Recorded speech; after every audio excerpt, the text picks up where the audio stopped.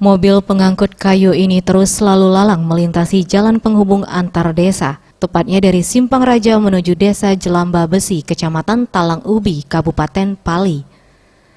Tampal ditutupi dengan terpal pengaman, kendaraan milik PT Hutan Persada ini terus membuat hancur jalan.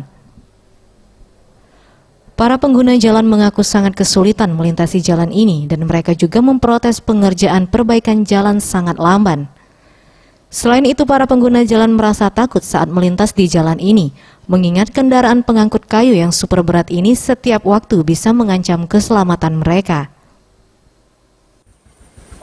Takut yang narik kayu. Yo. Takut. Apalah takut? Lah kayu tuh ini, dia miring-miring. Ya, kita agak takut ya karena ini paretnya tidak terawat, sudah itu pecahnya tuh tidak kate apa. Jalan antar desa ini sebelumnya sudah dibangun oleh Pemda Pali dengan dana miliaran rupiah, tapi kini hancur lebur akibat ulah kendaraan perusahaan. Tim Liputan Sriwijaya TV.